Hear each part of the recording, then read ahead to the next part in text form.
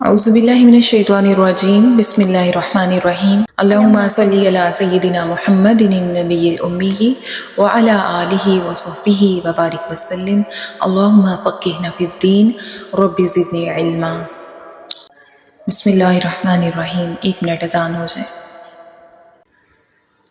ان الذین یشترون بعہد اللہ وایمانہم ثمنا قلیلا اولئک لا خلاق لہم فی الآخرۃ ولا یکلمہم اللہ ولا ینظر الیہم یوم القیامۃ ولا یزکیہم ولہم عذاب علیم۔ یقیناً وہ لوگ جو اللہ تعالیٰ کے عہد اور اپنی قسموں کو فروخت کرتے ہیں حقیر سی قیمت پر، یہ وہ لوگ ہیں کہ جن کے لیے کوئی حصہ نہیں ہے آخرت میں، اور نہ اللہ ان سے کلام کرے گا اور نہ ان کی طرف نگاہ کرے گا قیامت کے دن، اور نہ ان کو پاک کرے گا، اور ان کے لیے دردناک عذاب ہے۔ یہ آیت جو تھی یہودیوں کے علماء اور ان کے کچھ سرداروں مثلا ابو رافع، کعب بن اشرف اور حی بن اخطب وغیرہ کے بارے میں نازل ہوئی۔ انہوں نے اللہ تعالیٰ کا وہ عہد چھپایا تھا جو نبی آخر الزمان صلی اللہ علیہ وآلہ وسلم پر ایمان لانے کے متعلق ان سے توریت میں لیا گیا تھا۔ انہوں نے اس کو بدل دیا اور بجائے اس کے کہ اپنے ہاتھوں سے کچھ کا کچھ لکھ دیا اور جھوٹی قسم کھائی کہ یہ اللہ کی طرف سے ہے، اور یہ سب کچھ انہوں نے اپنی جماعت کے جاہلوں سے رشوتیں اور مال و دولت حاصل کرنے کے لیے کیا۔ ان کے لیے اس آیت میں یہ شدید وعید بیان کی گئی ہے کہ جو لوگ اللہ کے وعدے اور اپنی قسموں کے بدلے تھوڑی سی قیمت لیتے ہیں ان کے لیے آخرت میں کچھ حصہ نہیں، اور یہ تھوڑی سی قیمت چاہے وہ پوری دنیا کا مال بھی لے لیں تو آخرت کے بدلے اور اللہ کی ایک آیت کے بدلے یہ قیمت حقیر ہی ہے۔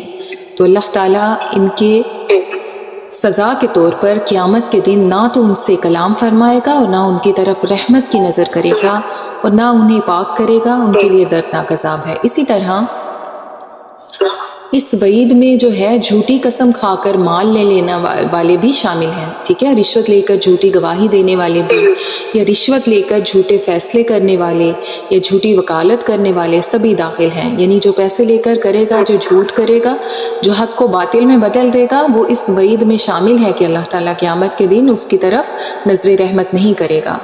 حضرت ابو ذر رضی اللہ تعالیٰ عنہ سے مروی ہے، مسلم شریف کی حدیث ہے کہ آپ صلی اللہ علیہ وآلہ وسلم نے فرمایا 3 لوگ ایسے ہیں کہ روز قیامت اللہ تعالیٰ نہ ان سے کلام فرمائے گا اور نہ ان کی طرف نظر رحمت کرے گا، نہ انہیں گناہوں سے پاک کرے گا، اور ان کے لیے دردناک عذاب ہے۔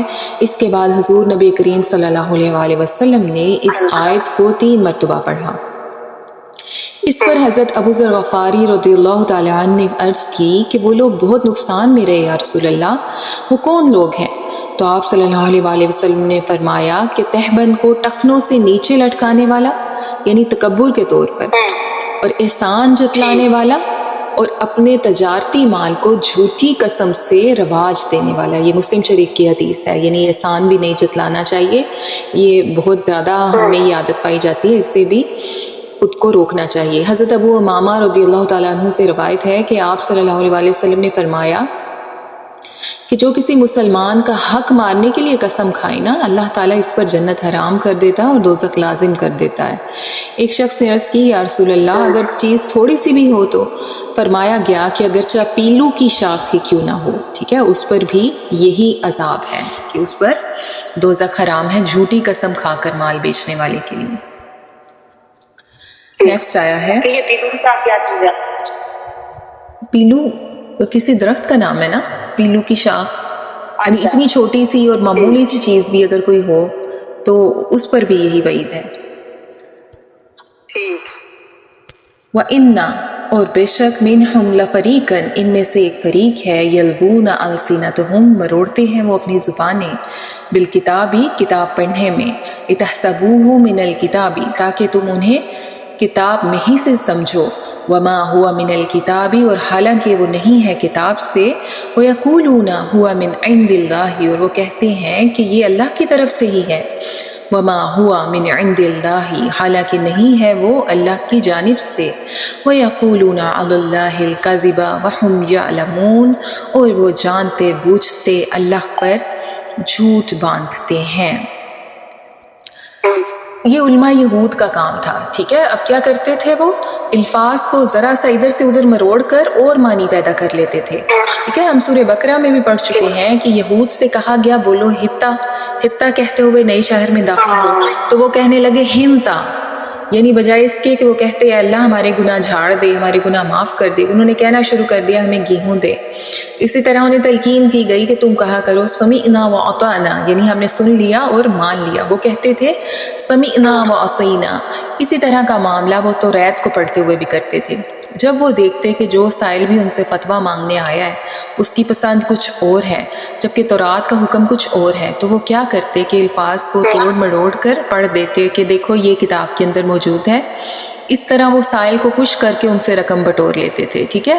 انہوں نے بس ہر چیز کو اپنے لیے تجارت بنائی تھی، اللہ کی آیتوں کو بھی تجارت بنا لیا تھا اپنے لیے۔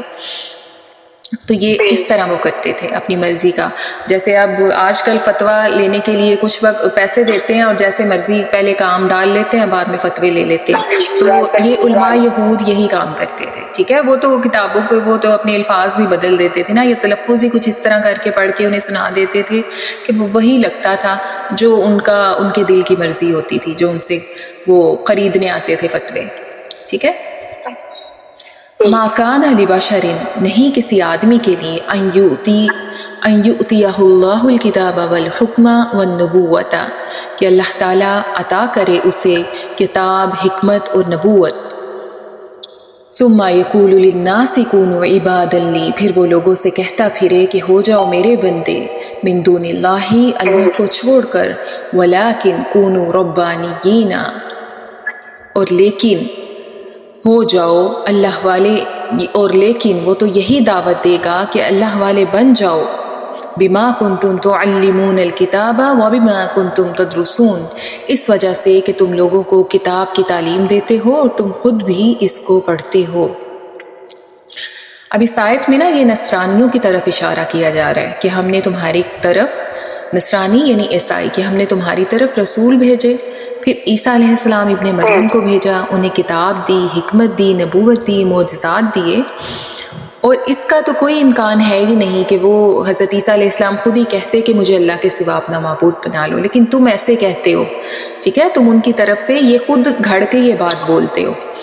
یعنی اللہ تعالیٰ نے در حقیقت اس آیت میں اپنے انبیاء سے اس جو ہے الزام کو ہٹایا ہے کہ وہ لوگوں کو اپنا معبود، اب لوگوں کو کہتے تھے کہ ہم تمہارے معبود ہیں، ٹھیک ہے، کیونکہ یہ کسی آدمی کے شایان ہی نہیں ہے۔ تو انبیاء کی شان کا بیان اس آیت میں ہے اور ان پر ہونے والے اعتراض کا جواب ہے، ٹھیک ہے۔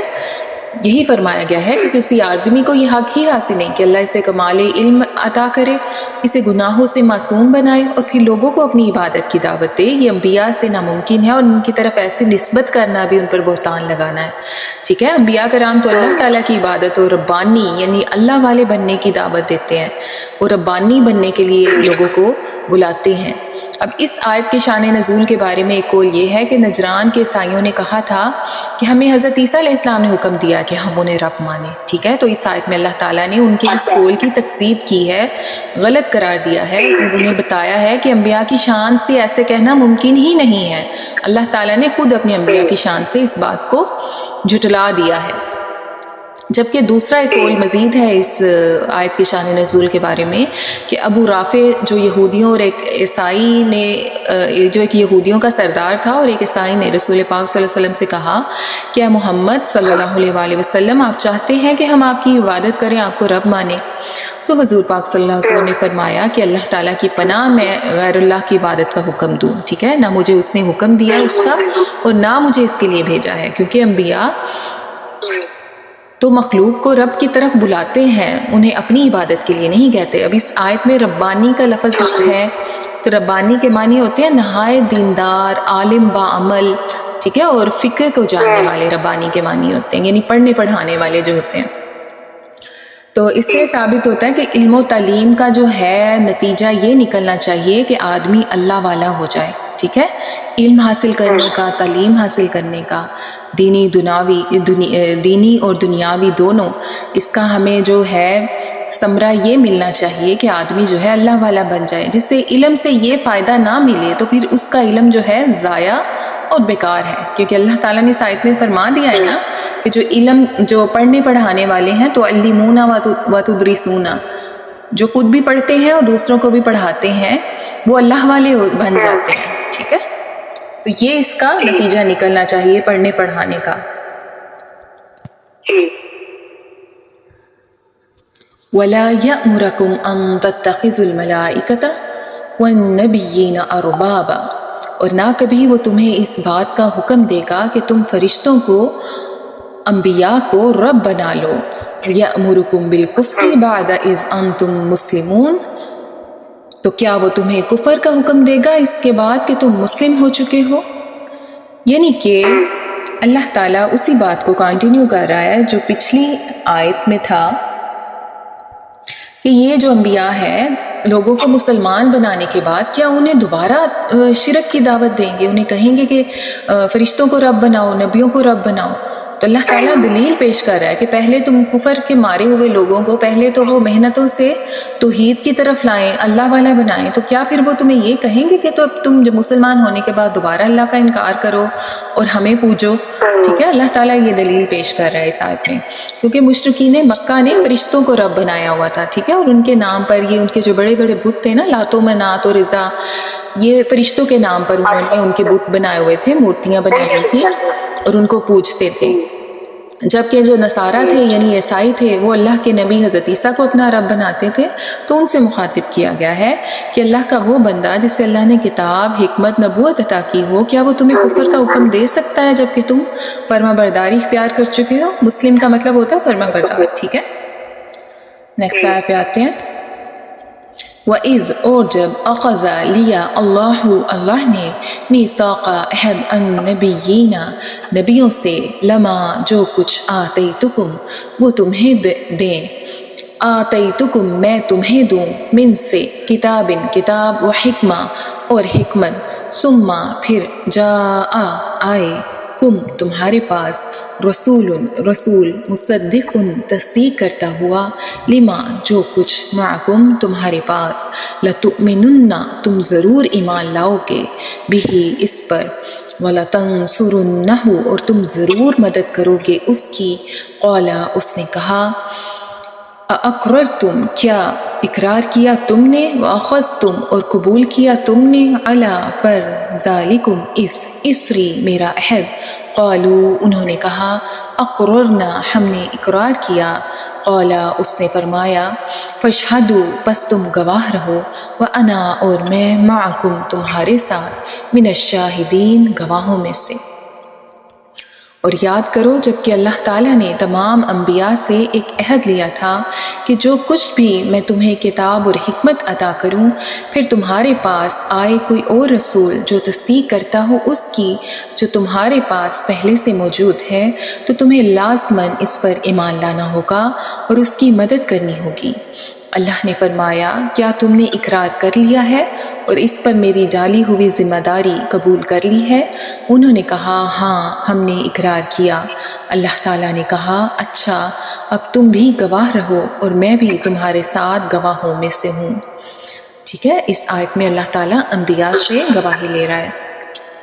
پچھلی جو 2-3 آیات تھی اس میں ہم نے پڑھا کہ اللہ تعالیٰ نے انبیاء کی شان سے جو ان کی طرف ایک بہتان کی نسبت کی جاتی تھی اس کو رفع کیا، اس کو دور کیا.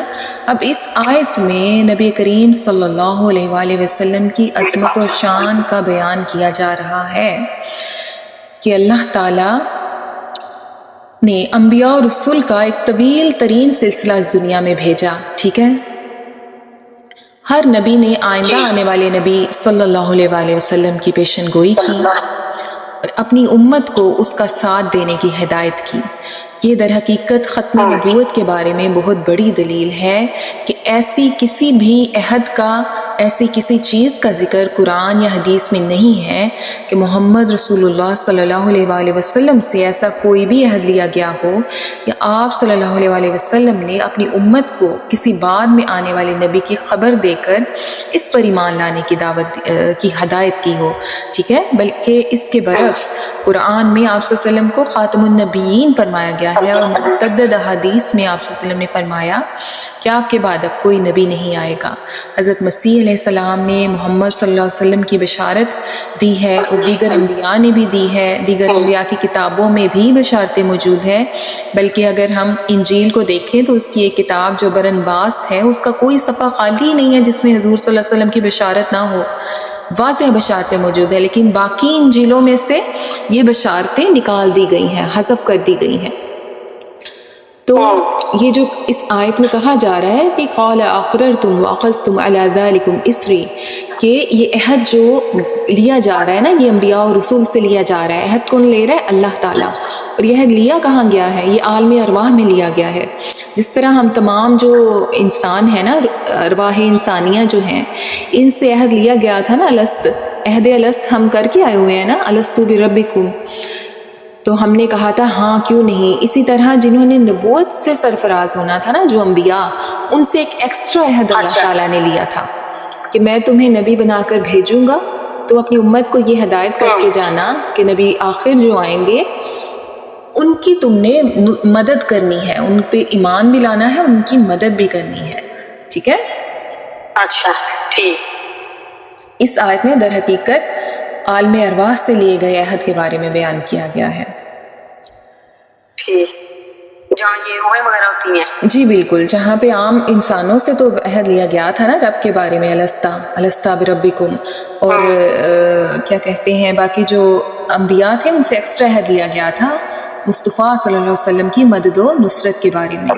تو اس سے ثابت ہوتا ہے کہ ہمارے جو آقا ہیں وہ تمام انبیاء میں سب سے افضل ہیں۔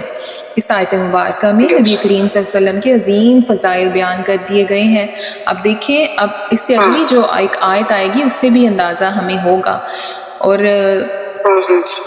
ایک پوائنٹ ہے اس میں کہ انبیاء کو تلقین کرنا ہی رب تعالیٰ کا کافی تھا، ٹھیک ہے؟ انبیاء کو فرمانے کے بعد باقاعدہ اللہ تعالیٰ نے ان سے اقرار لیا، ان سے وعدہ لیا، حالانکہ انبیاء کرام تو کسی حکم الہی سے انکار ہی نہیں کرتے، لیکن اللہ تعالیٰ نے اپنے نبی کے بارے میں اس اقرار کا عہد لیا، اور تمام انبیاء نے اس اقرار کا باقاعدہ اعلان کیا۔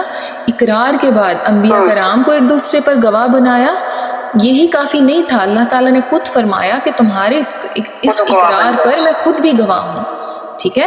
کہ انبیاء کرام نے اقرار سے پھر جانا تو نہیں تھا نا، لیکن پھر بھی فرمایا۔ آگے جو آیت آئے گی کہ اس اقرار کے بعد جو پھرے وہ نافرمانوں میں شمار ہوگا، اگلی آیت ہے، میں وہ بھی پڑھ لیتی ہوں۔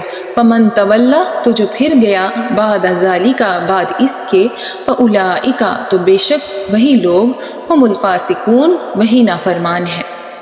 تو یعنی اللہ تعالیٰ فرما رہا ہے کہ اس عہد کے بعد اگر کوئی پھر گیا تو وہ نافرمانوں میں شمار ہوگا، ٹھیک ہے؟ تو یہ دیکھیے اللہ تعالیٰ نے کس قدر یہ اس پر زور دے کر اس کی اہمیت کو اجاگر کر کے عہد لیا گیا رسول پاک صلی اللہ علیہ وسلم کے بارے میں۔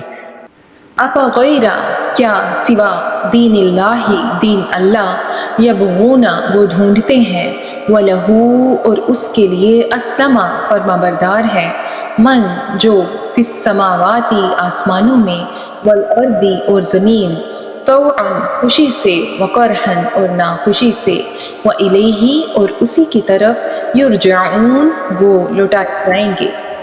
تو کیا یہ اللہ کے دین کے سوا کوئی اور دین چاہتے ہیں؟ جبکہ آسمانوں اور زمین میں جو بھی ہے وہ اللہ کے سامنے سر تسلیم خم کیے ہوئے ہیں، چاہے خوشی سے اور چاہے مجبوراً، اور اسی کی طرف ان سب کو لوٹا دیا جائے گا۔ ارشاد فرمایا کہ کیا لوگ اللہ کے دین کے علاوہ کوئی اور دین چاہتے ہیں؟ حالانکہ آسمانوں اور زمینوں میں جو کوئی بھی ہے، فرشتے، انسان، جنات، وہ سب کو سب خوشی سے یا مجبوری سے اسی کی بارگاہ میں جھکے ہیں۔ فرشتے تو یوں خوشی سے فرما بردار ہیں کہ اللہ نے انہیں پیدا ہی معصومیت پر کیا ہے، ٹھیک ہے. اور مسلمان جن اور انسان اس طرح کے دلائل میں نظر کر کے اور انصاف اختیار کر کے وہ فرما بردار ہیں، اور یہ اطاعت و فرما برداری مفید بھی ہے، جبکہ کافر جو ہیں وہ کسی خوف یا موت کے وقت، عذاب دیکھ لینے کے وقت گردن جھکا دیتا ہے. ٹھیک ہے، اس سے پہلے وہ ایمان نہیں لاتا کافر، لیکن اس وقت کا ایمان جو ہے وہ قیامت میں نفع نہیں کرے گا. ٹھیک ہے، یہ اس آیت کی تفسیر ہے.